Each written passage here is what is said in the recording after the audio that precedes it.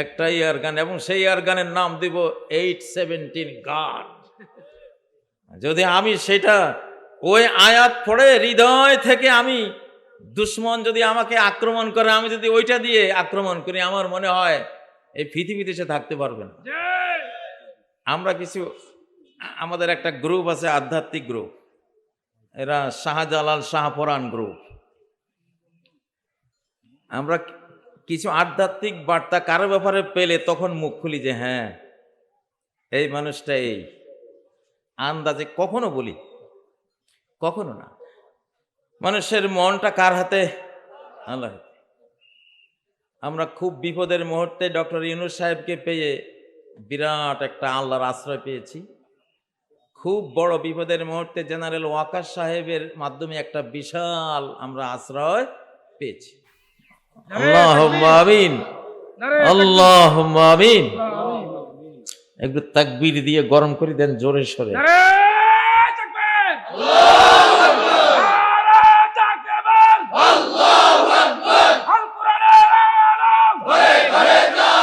আবার বলতে হয়, এক বুড়িকে জিজ্ঞাসা করেছিলাম কি বা জানবে, তা আমি একটু প্রশ্ন করলাম, বুড়ি মা বলেন তো ধর্ম কি? সে এমন একটা উত্তর দিল, আমি বাংলার জমিনে কারো মুখে ওই উত্তরটা এত সুন্দর ছোট্ট কথায় আর পাইনি, কারো মুখেই শুনি নেই। বুড়ি মা আমাকে বললেন আল্লাহ তাকে জান্নাতুল ফেরদাউস নসিব করেন, বলেন আমিন। উনি বললেন ধর্ম হলো হাতে করবে হাতের কাম, মুখে লইবে আল্লাহর নাম। স্লোগান দেন না, হাতে করবে হাতের কাম, স্লোগান বানাও না। মুখে লইবে, মুখস্থ করাই দেয়, স্লোগান দাও না ভাই। হাতে করবে হাতের কাম, মুখে লইবে আল্লাহর নাম, মুখে লইবে আল্লাহর নাম, হাতে করবে হাতের কাম ইনশাআল্লাহ। এই যদি বাংলাদেশের মানুষ অনেক বুদ্ধিমান, তারা যদি, এটা কিন্তু একটা হাদিসের বাংলা অনুবাদ, লা ইয়াজালু লিসানুকা রাতবান বিযিকরিল্লাহ। এক সাহাবী বললেন ইয়া রাসূলুল্লাহ, দ্বীনের মাসলা মাসাইল কত কত হয়েছে, কত ফরজ, ওয়াজিব, মুস্তাহাব, হারাম, হালাল, আমি তো এত মুখস্থ করতে আমার শক্তি কুলাবে না। ছোট্ট করে গোটা দিনটা, গোটা ইসলামটা চলে আসবে, কোন কাজ করলে সেই রকম একখান কাজ আমাকে বলে দেন। আল্লাহ, এই তখন নবীজি বলেছেন তোমার এই জিহ্বা যাতে সরস থাকে, ভেজা থাকে আল্লাহর জিকিরে। আহ সুবহানাল্লাহ। ওই কথাটাই বুড়িমা বললেন, হাতে করবে হাতের কাম, মুখে করবে আল্লাহর নাম, মুখে লইবে আল্লাহর নাম। সুবহানাল্লাহ, সুবহানাল্লাহি ওয়া বিহামদিহি, সুবহানাল্লাহিল আযীম, সুবহানাল্লাহ ওয়ালহামদুলিল্লাহ ওয়ালা ইলাহা ইল্লাল্লাহ ওয়াল্লাহু আকবার। আল্লাহর জিকির, এটা হলো আমাদের প্রাণের খোরাক, আমাদের প্রাণের এটা হলো বেঁচে থাকার খোরাক। আল্লাহু আকবার। একটা রুই মাছ ধরে এনে যদি এসি রুমে রাখেন, স্বর্ণের গামলায় রাখেন, যদি ফুলের তোড়া তাকে উপহার দেন, মাছের যদি গলা থেকে লেজ পর্যন্ত স্বর্ণ, রূপা, ডায়মন্ডের অলংকার পরিয়ে দেন, সব কিছু দিলেন, শুধু পানিটা দিলেন না, এই মাছটা কি বাঁচবে? ঠিক মানুষের এই প্রাণটা, আপনি সারা পৃথিবীর সমস্ত যদি রূপ সৌন্দর্য ভরা লাক্সারিয়াস লাইফের সকল কিছু একটা মানুষকে দেন, কিন্তু তার হাতে কোরআন দিলেন না, লা ইলাহা ইল্লাল্লাহ মুহাম্মাদুর রাসূলুল্লাহ তাকে দিলেন না, সুবহানাল্লাহ আলহামদুলিল্লাহ লা ইলাহা ইল্লাল্লাহ তাকে শিখালেন না, তাহলে ওই মাছটা যেমন পানির অভাবে মরে যায়, এই মানব মনটাও আল্লাহর জিকিরের অভাবে أموات غير أحياء যাদের আল্লাহর স্মরণ নাই, জিকির নাই, আল্লাহ নিজে বলতেছেন এরা আমওয়াত, এরা সব কি মৃত্যু মৃত, ডেড বডি, গায়রু আহিয়া, একটারও হায়াত হ্যাঁ জীবিত নয় নাই। এখন আপনি হয়তো প্রশ্ন করবেন, হুজুর হে তো আল্লাহ জিকির করে না কিন্তু হাঁটতেছে, খাইতেছে, চলতেছে, তো কোরআন কেমনে বললো যে হায়াত নাই? এটা না হায়াত কয় না। রোবট দেখছেন, রোবট, যে রোবট দৌড়ে, কাজ করে। যুদ্ধ করে, কাজ করে, কিন্তু হায়াত আসেনি, প্রাণ নাই। ওইটা একটা ইলেকট্রনিক শক্তি আছে, ওইটা দিয়ে চলতেছে, কিন্তু তার ভেতরে কোনো অনুভূতিশীল নাই প্রাণ নাই। ও ভাইয়েরা, আল্লাহর বন্ধু হলে না, বন্ধু বন্ধুকে ভুলে যাবে না, ঠিক না? জি আমি একটা স্লোগান দেই এখন বাংলাদেশে, বঙ্গবন্ধুর দিন শেষ, আল্লাহ বন্ধুর বাংলাদেশ। বঙ্গবন্ধু তো চলে গেছে, এখন একটা গ্যাপ হয়েছে না, যে এই গ্যাপটা পূরণ করতে কিছু দিতে হবে। আল্লাহু আকবার। এখন বঙ্গবন্ধু শব্দ থেকে লক্ষ কোটি গুণ সুন্দর উত্তম হইল আল্লাহ বন্ধু শব্দটি, ঠিক না? তাইলে বঙ্গবন্ধুর দিন শেষ, আল্লাহ বন্ধুর বাংলাদেশ। বঙ্গবন্ধুর দিন শেষ, আল্লাহ বন্ধুর বাংলাদেশ। মানুষের বন্ধু বানাইলে বঙ্গবন্ধুরা কি কবরে যাবে আমাদের সাথে? যে না কে কে মনে করেন এই যে বঙ্গবন্ধু আমরা কইছি, উনি কবরেও গিয়া আমাদের মুনকার নাকিরের সুয়াল জবাবের সময় গিয়া পাশে দাঁড়াইছে? যে না যাবে? না কিন্তু আল্লাহ যদি বন্ধু হয়, জি আল্লাহু আকবার, তাহলে তিমির পেটে চলে গেলেও আল্লাহ ওই পরম বন্ধু আপনাকে ভুলবে না। যে ওই পেট থেকে তসবি চপলে তিমির পেট থেকে বের করে সাগরের তীরে আপনাকে বাঁচিয়ে দেবে। সুবহানাল্লাহ। আল্লাহু ইউনূস আলাইহিস সালামের ব্যাপারে ঘটনা এটা হয়েছিল না? এখন তো ডক্টর ইউনূস সরকার আমাদের বাংলাদেশে, এই জন্য ইউনূস আলাইহিস সালামের নাম মনে হয় বেশি। লাল কুমড়া দেখেছেন? লাল কুমড়া, যে এটা সিরিয়াস একটা ভালো জিনিস। وأنبتنا عليه شجرة من يقطين। আল্লাহু আকবার ইউনূসকে সাগর তীরে আমি রেখে দিয়ে একটা কুমড়া গাছ তার পাশে আমি আল্লাহু আকবার উৎপন্ন করে দিলাম। আল্লাহু আকবার। লাল কুমড়া, ধবল রোগী হয় না, ধবল রোগ, শ্বেতাঙ্গ রোগ হয় না? জি হ্যাঁ, কুমড়া, এই লাল কুমড়া, ইয়াকতিন মানে লাল কুমড়া, ইয়াকতিন এগুলি লাউ গ্রুপের, বাট এটা হলো লাল কুমড়াটা, মিষ্টি কুমড়াটা। এটার চামড়া কেটে ধবল রোগী যদি, শ্বেতাঙ্গ রোগী, শ্বেত রোগের রোগীরা যদি লাল কুমড়ার চামড়া কেটে এইভাবে ঘষে, ইনশাআল্লাহ কয়েক মাস ঘষলে সুন্দর কালার হয়ে যাবে। আল্লাহু আকবার সুবহানাল্লাহ। কারণ ইউনূস আলাইহিস সালাম তিমির পেটে গেছে, শরীর দেখেন না, জি এই পেটের হজমি রস, অ্যাসিড না, পেটের ভিতরে সব অ্যাসিড না, একটা একটা ভিতরে চলে গেলে চামড়াটা কি হয়ে যায়, স্যাঁতস্যাঁতে শ্বেত কালারের মতো হয়ে যায়। কি ভয়ঙ্কর একটা জায়গা থেকে আসছেন। এই জন্য কুমড়া গাছ দিয়ে আল্লাহ তাআলা ওনার কালারটা, সুন্দর কিছু আল্লাহু আকবার। একটু ডাক্তারিও দিলাম, ইসলামে কি নেই সব কিছু আছে, জি ঠিক না? সবসময় আবার লাল কুমড়া ব্রেইন বর্ধক, ব্রেইনকে খুব শক্তিশালী করে। সুবহানাল্লাহ মিষ্টি কুমড়া, এক টুকরো মিষ্টি কুমড়ার মধ্যে 10-12 কেজি, কি কে বলতে পারবে? এক টুকরো মিষ্টি কুমড়ার মধ্যে 10-12 কেজি আঙ্গুরের ক্ষমতা থাকে। সুবহানাল্লাহ আল্লাহু আকবার। এত উত্তম এটা। বাংলাদেশ নেয়ামতে ভরা। আল্লাহু আমি গতকালকে ছাত্র শিবিরের সদস্য সম্মেলনে একটা কাজ করে আসছি, একটা সংবিধান দিয়ে দিছি। দেখলাম যে ছাত্ররা ঘোষণা দিয়েছে তারা কি জানি একটা ঘোষণা দেবে, সরকারও ঘোষণা দিয়েছে আমরাও একটা দেব। আমি চিন্তা করলাম এখন আমারটা না দিলে তো হবে না,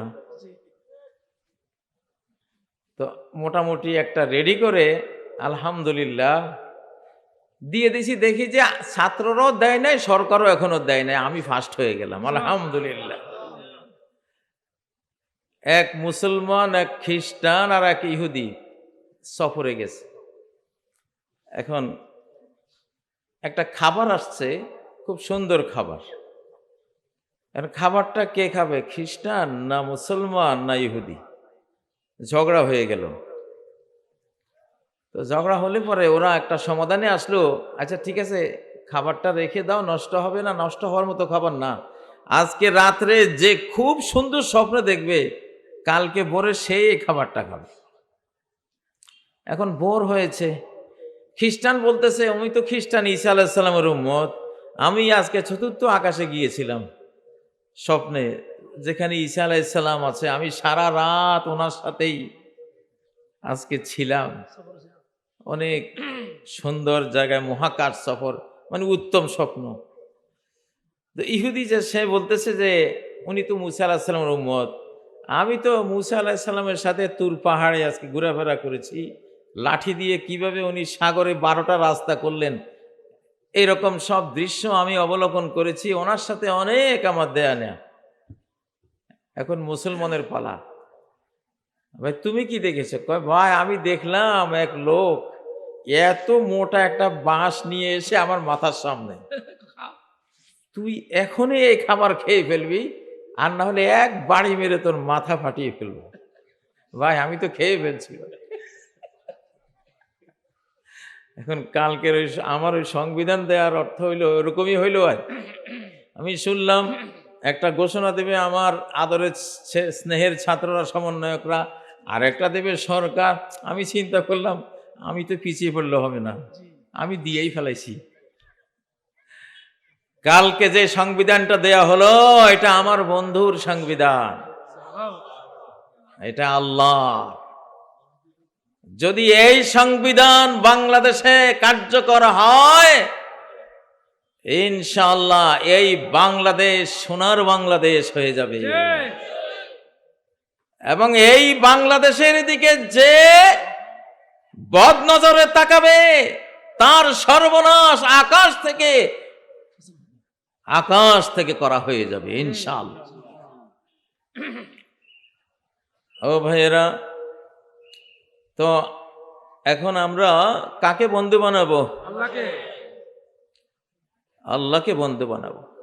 আল্লাহকে বন্ধু বানালে বন্ধুর সামান্য যদি আল্লাহর ভালোবাসা আপনি লাভ করেন, আল্লাহ আর আপনার কোনো গুনাহ কোনো পাপের শাস্তি আপনাকে দেবেন না। সুবহানাল্লাহ।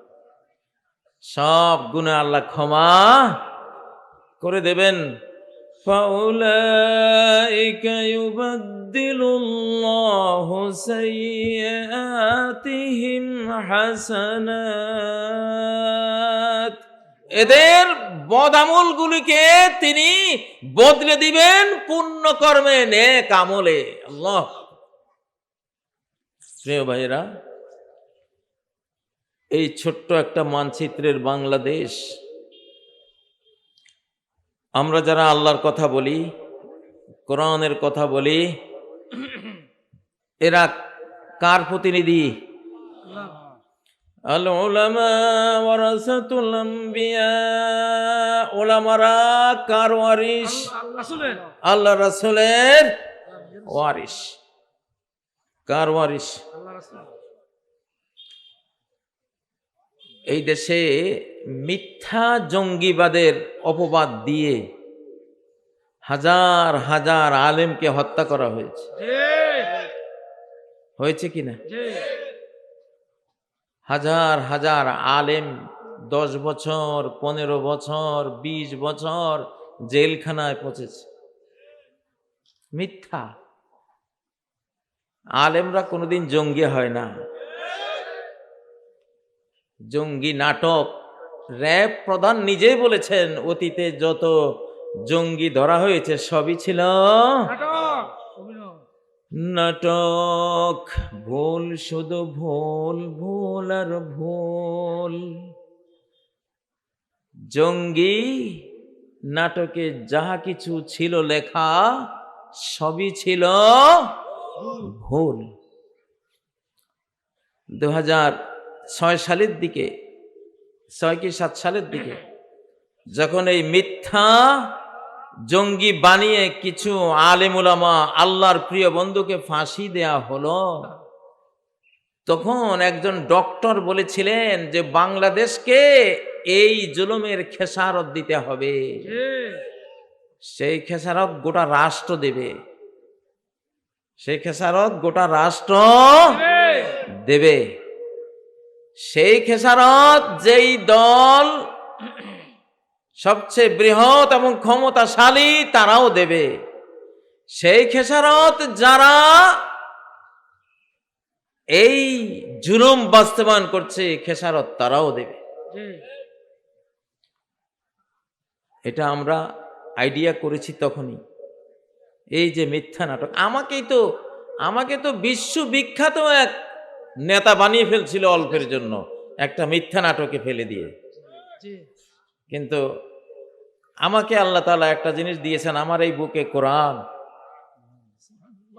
আমার এই বুকে বুখারী, মুসলিম, তিরমিজি, নাসাই, আবু দাউদ, কত হাজার হাজার হাদিস এই হৃদয়ে। 40 বছর শিক্ষকতা করেছি, তো আল্লাহ আমাকে সেভ করেছেন, কিন্তু সবাই তো আর এত কোরআন হাদিস পড়ুয়া থাকে না, ঠিক না? বাছার লাইনগুলো সবার তো জানা থাকে না। তো ওই সময় যে ফাঁসিতে মিথ্যা জঙ্গিবাদের নাটক করে ফাঁসি দেয়া হলো, আসল গোপন কথা বলে দিচ্ছি, মূল কথাটা বলে দিচ্ছি। যত কিছুই হয়েছে, বাংলাদেশ রাষ্ট্র সেই খেসারত দিয়েছে 2009 সালে পিলখানায়। আমাদের সেনাবাহিনীর অফিসাররা ভিন্ন রাষ্ট্রের, পার্শ্ববর্তী রাষ্ট্রের গোপন ষড়যন্ত্রের শিকার হয়ে তারা খুন হলেন। কিন্তু এই খুনের বাহ্যিক কারণ, বড় কারণ হলো আমাদের প্রতিবেশী। কিন্তু একটা আইন তো আছে। আল্লাহ কি বলেছেন? মা সাবাকা মিন হাসানাতিন ফামিনাল্লাহ, যত ভালো পাবে সব ভালো কার পক্ষ থেকে?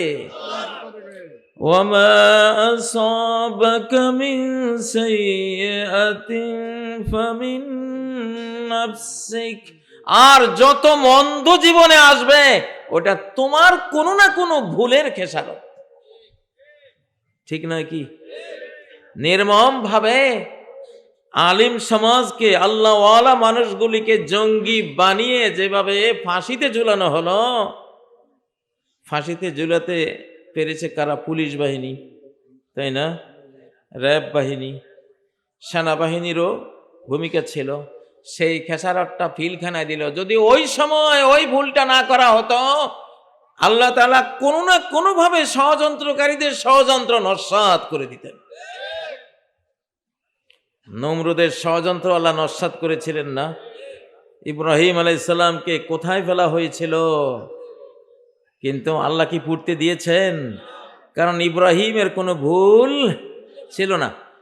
কুল্লা ইয়া নারু কুনি বারদান ওয়া সালামান আলা ইব্রাহিম,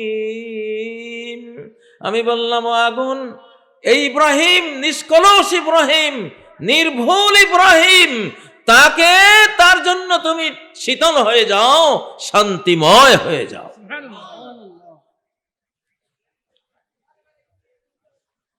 বাংলাদেশের যারা নিরাপত্তা বাহিনী আছেন, আপনাদেরকে বলবো, ভুলেও কোনো আল্লাহওয়ালা মানুষকে, কোনো আলেমকে, ইসলামের কোনো প্রচারককে আপনারা কারো প্ররোচনায়, কারো কুমন্ত্রণায় আপনারা হিট করবেন না। এর পরিণতিটা অতীতে ভালো হয়নি। অতীতে ভালো হয়েছিল। ৭১ যে 2,88,000 অথবা 3 লক্ষ মানুষের প্রাণের বিনিময়ে স্বাধীনতা অর্জিত হয়েছিল, সেখানেও কিছু ভুল ছিল। সেই ভুলের খেসারত পরবর্তী 5 বছর দিতে হয়েছে। ৭৪ দুর্ভিক্ষে লক্ষ লক্ষ মানুষকে জীবন দিতে হয়েছে এবং শাসকদেরকে সপরিবারে দুনিয়া থেকে বিদায় নিতে হয়েছে। হয়েছে কিনা? অনেক ভুল ছিল, আমি জানি। আমি তখন ছোট্ট শিশু ছিলাম, 6-7 বছরের। আমার বয়স যদি তখন 10 বছরও হতো, আমি হয়তো যুদ্ধাপরাধের মামলায় জেলখানায় থাকতাম। কিন্তু 6-7 বছর ছিল তো, এই জন্য। 64-তে জন্ম। ও ভাইয়েরা, 12 বছরের ছেলে একদিন এক মাহফিলে বলতে চেয়েছিলাম, বলা হয়নি। 12 বছরের ছেলে, আমার গ্রামের মৌলানা আব্দুল জব্বার সাহেবের ছেলে, লালবাগ মাদ্রাসায় পড়তো, গ্রামে আসছে বেড়াতে। 1971 সাল, যুদ্ধ তখন চলমান। এখন কিছু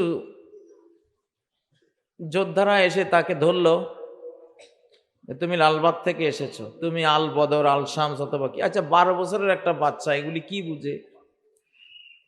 ওকে বলল, তুমি জয় বাংলা বলো।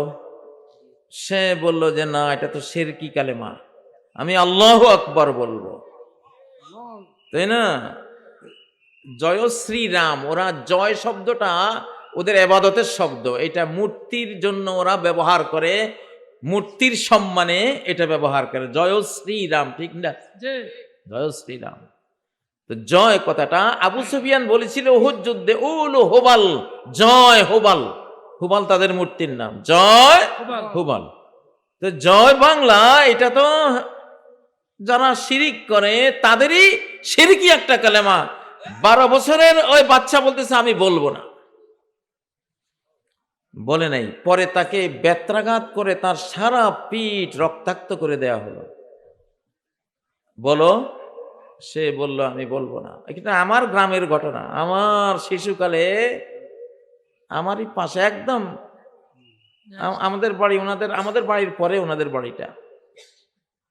শিশুর বয়স কত? 12 বছর। তো সারা পিঠ রক্তাক্ত হয়ে গেল, সে বলল না। তারপরে রাইফেলের বাট দিয়ে একটা একটা দাঁত ভাঙ্গা হচ্ছে আর বলা হচ্ছে জয় বাংলা বলো। সে বলল আমি বলবো না। 32টা দাঁত রাইফেলের সেই বাট দিয়ে পিটিয়ে তার 32টা দাঁত ফেলে দেয়া হয়েছে। আল্লাহু আকবার। হায়রে মুসলমান, অজ্ঞতা থাকলে কি হয় মানুষের। তারপরও সেই শিশুর মুখ দিয়ে আসলো না, আল্লাহ জান্নাতের সর্বোচ্চ মাকামে নবীদের সাথে তারে তুমি রাখো। পরে ওই ছেলেকে দূরে এক জঙ্গলে নিয়ে তাকে লটকানো হলো। লটকিয়ে ব্লেড দিয়ে তার সারা শরীরের চামড়া কেটে কেটে কেটে কাঁচিয়ে ফেলে দেয়া হলো। জয় বাংলা বল, বলবো না। তারপরে ব্লেড দিয়ে এঁকে লবণ মরিচ এনে ওই কাটা ঘায়ের উপরে ছিঁড়ে দেয়া। জয় বাংলা বল, বলবো না। জীবন তো দিয়ে দিচ্ছি, আর বলবো। আল্লাহু আকবার। তাকবীর দাও না ভাই। লিল্লাহি তাকবীর, নারায়ে তাকবীর। পরে ওই বাচ্চাটারে বস্তায় ঢুকিয়ে খালে ফেলে দেওয়া হলো। ধুকে ধুকে সেখানে শহীদ হলো। পানির মরণ সবচেয়ে কষ্টের মরণ। এই ভুলগুলির খেসারত বাংলাদেশ দিয়েছিল নিরাপত্তাহীনতা, চরম দুর্ভিক্ষ, লক্ষ লক্ষ প্রাণ সংহারের মাধ্যমে এর খেসারত দিয়েছে, দিতে হয়েছিল। এই ভুলগুলো করা হয়েছে। যায় না। তো জঙ্গি নাটক সাজিয়ে সেই আবারও আল্লাহওয়ালাদেরকে যেভাবে ফাঁসিতে ঝুলানো হলো, আমি জেলখানায় ছিলাম, দেখেছি। আহারে, মানে কাউকে জঙ্গি বললে তার যেন আর বাঁচারই অধিকার নাই এই পৃথিবীতে। আহ, কতগুলো ঢাক ঢোল আছে আমাদের পার্শ্ববর্তী দেশ, ইসলামের দুশ্মন যেসব রাষ্ট্ররা, ওরা ওদের পত্রিকা, ওদের টেলিভিশন, ওদের মিডিয়া দিয়ে বিশ্বব্যাপী প্রচার এমন ভাবে করবে মনে হয় যেন এদের মতো খারাপ আর পৃথিবীতে কেউ নেই, জি, অথচ এদের মতো ভালো লোক আল্লাহর আসমানের নিচে জমিনের উপরে আর কেউ নাই। ইসলামের শত্রুরা হুঁশিয়ার সাবধান, দুনিয়ার মুসলিম। ওই সময়ে যেসব রাজনৈতিক দলেরা মুখে কষ্টে এঁটে চুপচাপ ছিলেন, বরং পারলে তাদেরকে আরো বেশি করে ঘায়েল করেছেন, জঙ্গি বলে আরো উৎকুচ্ছা রটনা করেছেন, সেই সব রাজনৈতিক দলদেরকেও ভুগতে হয়েছে না? জি, 11 বছর তারা খেসারত দিছে না? খেসারত দিয়েছে। আর যারা এই ষড়যন্ত্র করেছে তারা তো মাত্র 5ই আগস্ট ইনশাআল্লাহ তাদের পাওনাটা কড়ায় গন্ডায় বুঝে পেয়েছে। ও ভাইয়ারা, আল্লাহর মানুষের গায়ে, আল্লাহর বান্দার গায়ে, আল্লাহর ধর্ম প্রচারকের গায়ে, আল্লাহর কোরআনের হাফেজদের গায়ে, আল্লাহর নবীর ওয়ারিসদের গায়ে এই বাংলার জমিনে আর কেউ যাতে কখনো হাত তোলার দুঃসাহস না করে প্রকাশ্য বার্তা দিয়ে দিলাম। জি, নারায়ে তাকবীর। ইসরাফিলের সিঙ্গার ফুৎকার তোমরা দেখনি, কিন্তু বাংলার আলেমদের ফুৎকার তোমরা দেখবা ইনশাআল্লাহ। জি, আমরা আমাদের পুঁজি একটাই, লা হাওলা ওয়ালা কুওয়াতা ইল্লা বিল্লাহ। জি, আলহামদুলিল্লাহ, ডক্টর ইউনূস সাহেব, আমাদের শামকার সাহেবরা আমাদেরকে বুঝতে পাচ্ছেন। জি, আমরা তাদেরকে দোয়া করি, ভুলে শুদ্ধে মানুষ। জি, জি, ইউনূস সাহেবের কথা বললে এক ধরনের সমালোচনা আসে, জেনারেল ওয়াকার সাহেবের কথা বললে এক ধরনের সমালোচনা আসে, আসবেই। তারা তো ফেরেশতা না। জি, মানুষের মডেল কি জিব্রাইল আলাইহিস সালাম, না, না মিকাইল আলাইহিস সালাম, না, নাকি ইসরাফিল আলাইহিস সালাম? না, মানুষের মডেল ওই আদম। একটু আগে সমস্ত ফেরেশতার সেজদা পেয়েছিলেন, একটু পরে ল্যাংটা হয়ে স্বামী স্ত্রী বহিষ্কার হয়েছে। জি, এইটাই আমাদের মডেল, ঠিক না? জি, আবার যখন দিগম্বর উলঙ্গ হয়ে বহিষ্কার হয়েছিলেন, রব্বানা যালামনা আনফুসানা ওয়া ইল্লাম তাগফির লানা ওয়া তারহামনা লানাকুনান্না মিনাল খাসিরিন। হে আমার রব, হে আমাদের রব, কত অবিচার নিজের উপরে করেছি, যদি এখন তুমি ক্ষমা না করো, তুমি যদি দয়া না করো, তাহলে তো ধ্বংস হয়ে যাব। গুনাহ করা বড় অপরাধ না, মাপ না চাওয়া বড় অপরাধ। ইবলিস গুনাহ করেছে, মাপ চাই নাই, চিরতরে মালউন হয়ে গেছে। আদম গুনাহ করেছেন, মাপ চেয়েছেন, ক্ষমা পেয়ে আবার জান্নাতি হয়ে গেছে। সুবহানাল্লাহ, আল্লাহু আকবার, আল্লাহু আকবার, আকবার, আল্লাহু আকবার। আরে তাকবীর দাও না ভাই, তাকবীর দাও। লিল্লাহি তাকবীর।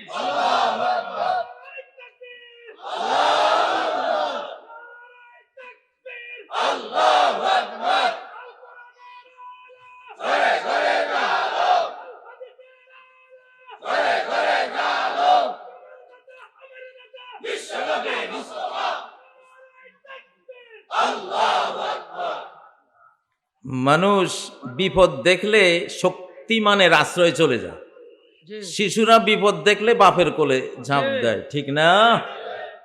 ঠিক না? ছোট ভাই বিপদ দেখলে বড় ভাই কই আছে বাইরে কই দৌড় দেয়, ঠিক না? আর স্ত্রী বিপদ দেখলে স্বামীর দিকে দৌড়ায়, ঠিক না? হ্যাঁ, মোরগ মুরগি বিড়াল বেজি বন বিড়াল দেখলে খড়ের দিকে গৃহস্থের দিকে দৌড়ায়, বিপদ দেখলে দুর্বলরা সবলের দিকে দৌড়ায়, ঠিক না? বাংলাদেশের উপর এখন বিপদ আছে না নাই? আছে কেমন বিপদ? বড় বিপদ।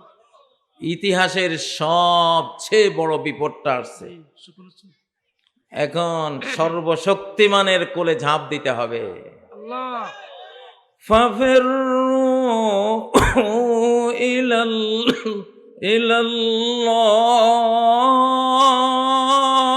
আল্লাহু আকবার।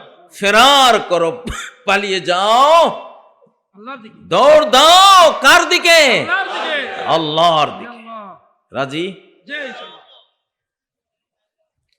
আল্লাহর দিকে পালালে ইনশাল্লাহ বাঁচলে গাজী, মুসলিম শরীফ। মরলে শহীদ। কোনো চিন্তা আছে? চিন্তা নেই। আল্লাহু আকবার।